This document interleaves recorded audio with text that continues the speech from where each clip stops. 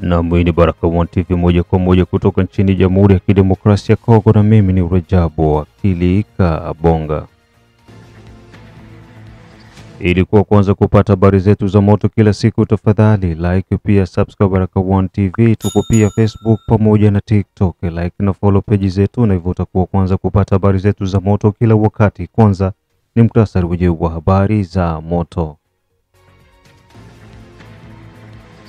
Habari: M23 Landspev Kongo pamoja na RDF wapata cha mtema kuni baada ya kuzivamia eneo za Waza. Kigali: maisha ya magumu nchini Rwanda.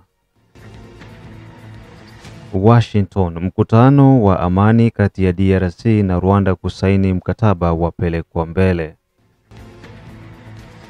Ikiwa ni tarehe 15 mwezi wa 6 2025, majira ni ya saa 12 asubuhi saa za Afrika Kati, ikiwa saa 1 majira ya Afrika ya Mashariki.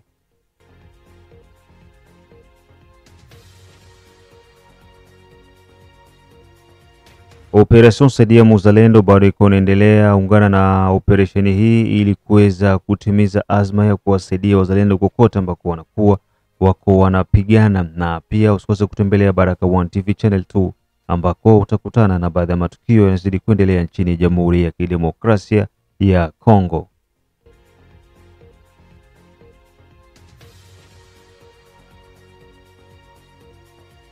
Naam, karibu sana, na moja kwa moja tuanze na taarifa hizi kutoka jimboni Kivu ya Kusini nchini Jamhuri ya Kidemokrasia ya Kongo, ndani ya tarafa ya Kabare ambako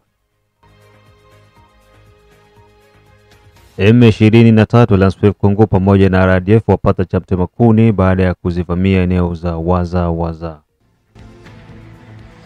Maeneo ya Bugobe, pia NCT Kamole pamoja na Lise Chanya na maeneo mengine imeweza kushuhudia mirindimo ya risasi baada ya magaidi wa M23 kwenda kuvamia eneo za wazalendo na hivyo kukutana na cha mtema kuni. Mashuhuda wanashuhudia magaidi wa M23 walikwenda kuzivamia ngome za wazalendo na kufanikiwa kuzichoma moto, huku vijana wa Ngwasuma wakiwa tayari wamekwisha kuwalia target, na baadaye kilichofuata ni kipigo cha mbokoko kilichofanya magaidi kukimbia na kuangukia ndani ya Kabare Centre ambako kulisikika mirindimo na milio kadhaa ya risasi, huku magaidi yao wakiomba msaada kutoka kwa wenzao baada ya kuzidiwa nguvu na wazalendo. Mirindimo hiyo ya risasi ambayo ilifanyika mchana kweupe, huku ikiwashtua watoto waliokuwa darasani na kusababisha baadhi ya majeraha, lakini ushindi mkubwa ulitokea kwa wazalendo, maana makumi ya magaidi waliweza kupoteza maisha. Mengine zaidi, sikiza ujumbe huu kutoka maeneo ya Kabare.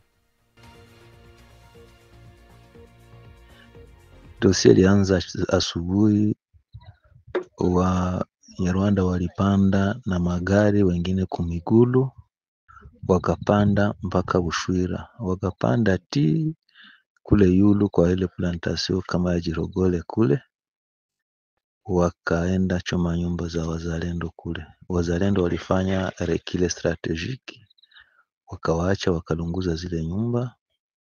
Apure kulunguza nyumba, wazalendo wakachomoka sasa nyuma yao, wazalendo wakawafuata na masasi. Au sawa walipanda kule, waliwazia wazalendo ni wachache. Sawa waliona wazalendo ni wa mingi, wakakimbia. Na wazalendo wakawakimbia hako na masasi kushuka kule Yulu Chitungano kule, kushuka mpaka Jirendo, wazalendo wanawakimbia hako na masasi. Sawa walifika Mukongola, wala walishaita wenzabo watumie ramforo.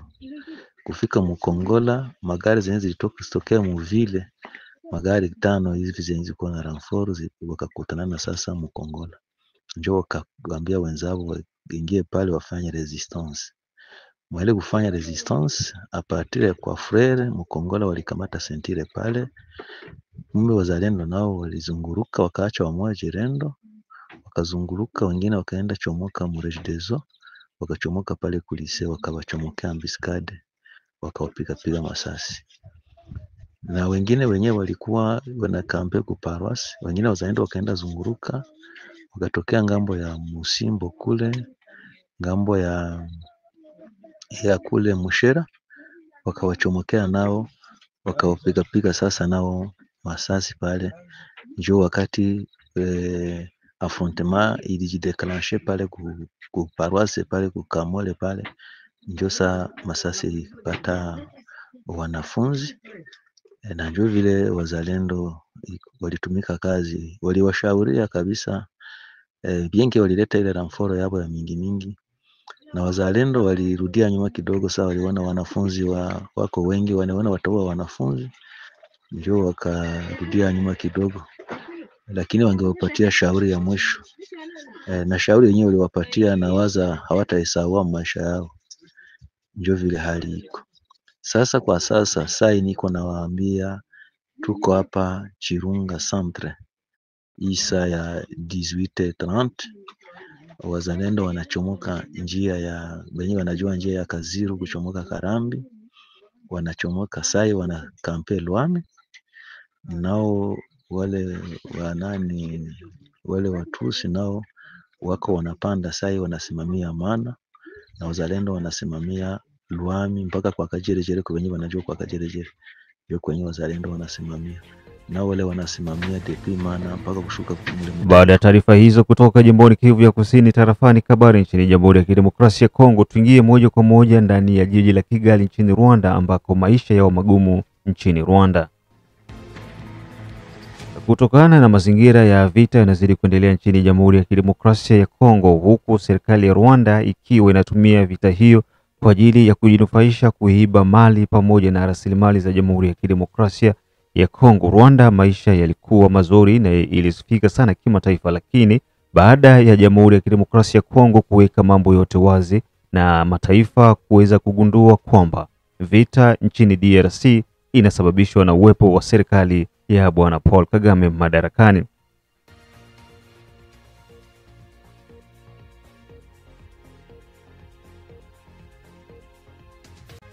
Na kusababisha kuyumba kwa uchumi ndani ya nchi ya Rwanda, huku wananchi walikuwa wanazoea mtelezo wanaanza kulalama na mazingira wanayopitia kwa sasa ndani ya nchi ya Rwanda. Mengine zaidi, huyu hapa mwana harakati kutoka ndani ya nchi ya Rwanda.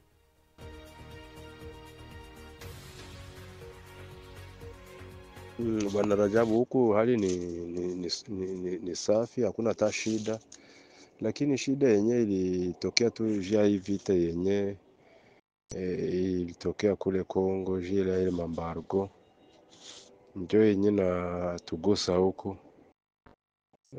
Unaona mtoto leta ilikuwa nalipi masomo ya leta ilikuwa nalipa 1000 franga za Rwanda, lakini hivi president alisema batie mukandara mukiuno waju hali inabadilika.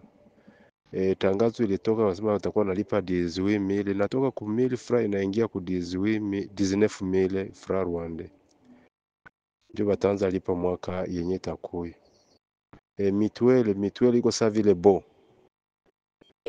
Na kama kila mtu hapa mu Rwanda anakuwa na bo yake, ilikuwa nalipa 3,000, ndio banaita mituele.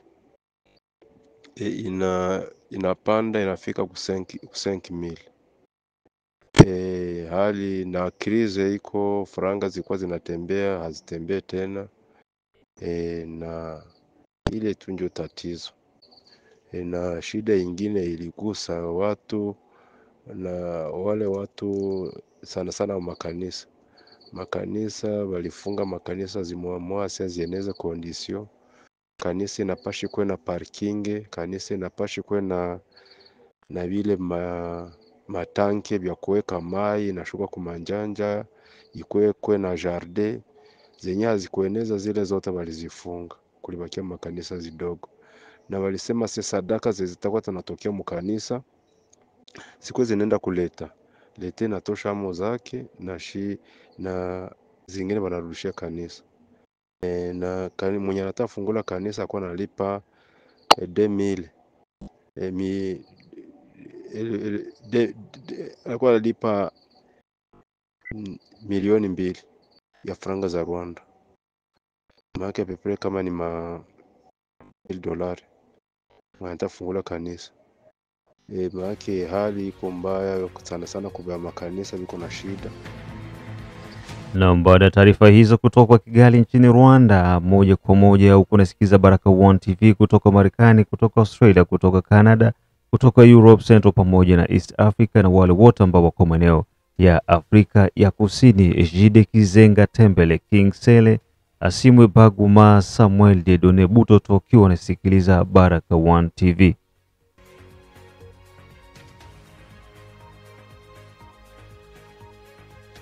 Unaendelea kupata matangazo yetu kutoka DRC, ni kushare, kulike pamoja na kusubscribe Baraka1 TV. Usisahau pia kama tuko Facebook pamoja na TikTok. Na baada ya taarifa hizo, moja kwa moja tuingie nchini Marekani ambako mkutano wa amani kati ya DRC na Rwanda kusaini mkataba wapelekwa mbele. Ilitakiwa leo tarehe 15 za mwezi wa 6 2025 ndiko mkataba wa amani uweze kusainiwa kati ya Jamhuri ya Kidemokrasia ya Kongo na nchi ya Rwanda, huku serikali ya Marekani ikitoa vipaumbele vya Rwanda kuondoa majeshi yake nchini Jamhuri ya Kidemokrasia ya Kongo kabla ya kusainiwa kwa mikataba hiyo. Hayo yakiendelea, serikali ya Rwanda kupitia waziri wa mambo ya nje ya Rwanda, kunaonekana kuna dalili zozote ambazo zinaweza kuonekana kuzuia kwa kusainiwa kwa mikataba hiyo, huku serikali ya Rwanda ikitoa vijisababu visivyokuwa vya maana kwa kujaribu kustopisha kusainiwa kwa mikataba hiyo, huku serikali ya Rwanda kupitia wizara ya mambo ya nje ikionekana kutokuwa tayari kwa kusainiwa kwa mikataba hiyo tarehe ya 15 za mwezi wa 6 2025. Uwepo pia wa Bintu Keita, mwakilishi wa Umoja wa Mataifa nchini Jamhuri ya Kidemokrasia ya Kongo, ni moja kati ya mbinu ambazo pia zimetumika ili kuweza kuahirisha kusainiwa kwa mikataba hiyo tarehe ya 15. Mikataba inatarajiwa kusainiwa tarehe zifuatazo za mwezi wa 7 baada ya Bintu Keita kumaliza mikutano yake jijini Goma ambako amekwenda kukutana na magaidi wa M23.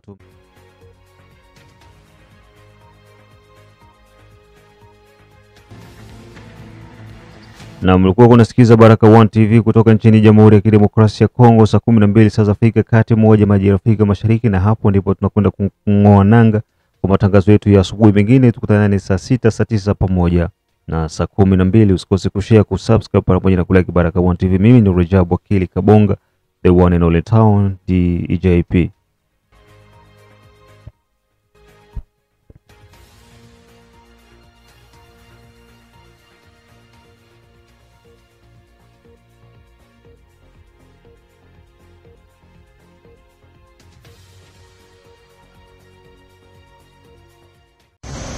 Hapa tuko Ndebwe. Nasikia? Ndebwe. Nasikia na pronunciation tunaanza kama mbaya. Angalia ile shite ndio malita Ndebwe. Usektere ya Mutambala, kuma ya Barara Side. Unaona angalia, unaona kuna chef de groupement tunaye pale. Chef de groupement huyo. Unaita maengineer wenye tumkia nao. Engineer ndio wale kule pale. Na tulikuwa hapa karibu yangu na tuko na papali. Unaona? Engineer na tuko na watu wa section, na wiko kule, watu wa hizo pete. Mbona useme jasa yomba? Mbona tuko na jasa kwa kamera? Kulikuwa ya huku mukadre ya kuakompanye ba expert wenye wanatoka Bukavu na inchi zengine tukifanya etite ya debi ya hii mtoni ya Mtambala. Kama Baraka tutapata nini?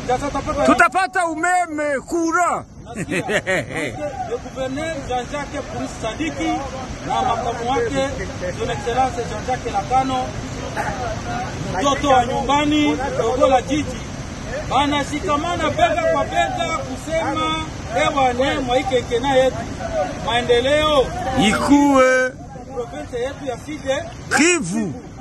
Kwa maana walituma ekipe kabambi yenye likafanya etide kuko wenyewe watokea Bukavu na wengine watokea nchi za ugenini Tuko wafanye maetide hapana vya tatonma. Fika hapa kwenye tuko sasa. Onesere mtoni. Bana. Unasikia? Uangalie tu mu video ni mbali sana. Hata papa Rigi anakuambia.